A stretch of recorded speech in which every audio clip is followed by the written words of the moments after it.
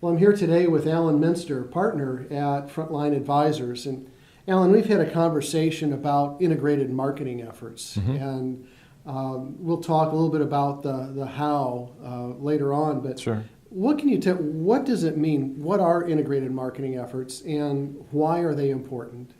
I think integrated marketing to me means that you're using all possible channels of communication to communicate your offering to a targeted prospect group, people that you believe are qualified. And if you think about it, unless you're going to knock on somebody's door, there's only a handful of ways to contact any prospect.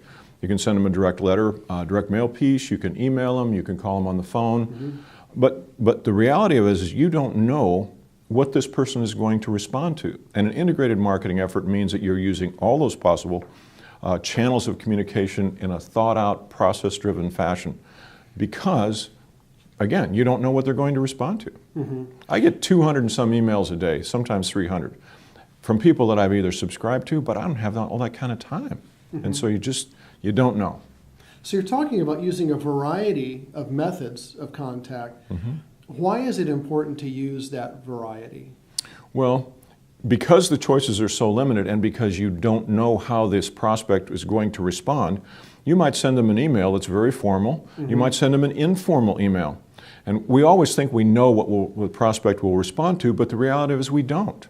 You can send them a postcard, you can send them a direct mail, but the reality of it is if you're not doing all of those, you're missing a segment of your prospects that could respond to you and might respond to another mode of communication. I think some of it also has to do with timing and repetition. Absolutely. So you may send, for example, a direct mail piece to them on a particular day in a particular month, and they may at that time be of a mindset where, I just want to throw all my mail away. Yes. You know, so there's that part. But then at a later time, they may get a contact by telephone or email, but they've already seen you once. Yes. And right. at that time, they may be a little bit more receptive because they're in a different frame of mind. But they may also be a little bit more receptive because you've already touched them one time. We know what can you tell me about that? Well, we know for a fact that most sales, when you're selling business to business, are made after 8 or 10 contacts. Most salespeople give up after 1 or 2. They have to. Nobody has time to keep going back and going back and going back. Because if somebody buys what you sell, the prospect needs to be 2 things. First of all, they need to be qualified, meaning that 3 or 4 things, that they can contractually obligate their company, they have the authority, they have a need for what you do, which is primarily driven by timing, and they have the resources to pay you.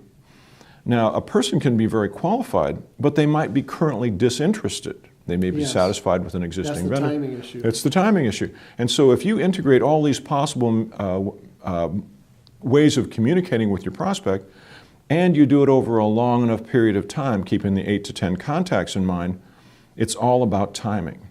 It's all about timing. So if people fail to take a thoughtful, integrated approach, what's the result? They lose money, but more importantly, they miss opportunity.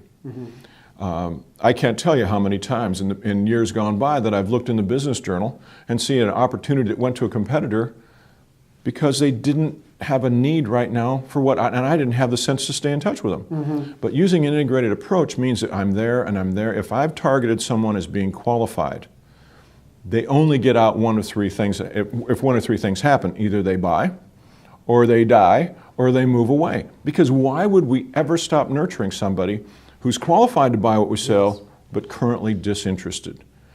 We also see it with people that invest money in advertising. They spend a lot of money to generate a lead, but because they don't have a consistent process to stay in touch with those people, that business goes somewhere else, and not only did they lose the opportunity, but they lost that investment in the advertising dollars that they spent. And that happens all the time.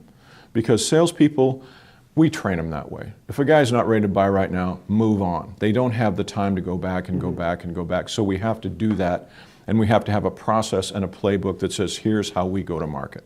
And it's about thinking ahead and integrating multiple efforts, multiple methods. You have to, because you don't know what's going to work. Some people are visual, and they like to look at an email. Some people are auditory. They process information that way, so a voicemail works great, unless you say something stupid. or they may even like a postcard because they like to touch things. They like a letter. Sure. And people say over and over, print media is dead, direct mail's dead. No, I don't buy it. I don't either.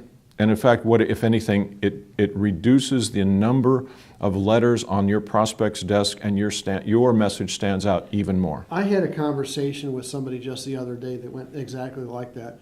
If there's less and less mail going out, fewer and fewer pieces ending up on people's desks, Sure. guess what? Opportunity. That's right. And if your message is clear, if your value proposition is well stated, and if you have that spaced repetition that gets that top of the mind awareness, because most of the time, what drives a buying decision is not the persuasiveness of the salesperson.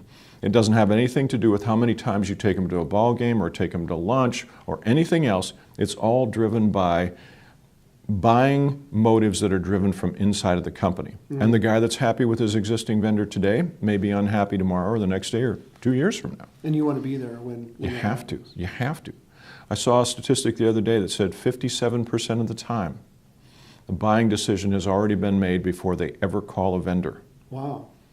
Very telling. That's very critical. And if you don't have mind space in the head of your prospect before they have that need, where they know who you are, they know what you do, you know what is your unique selling proposition, you simply just don't give it an opportunity.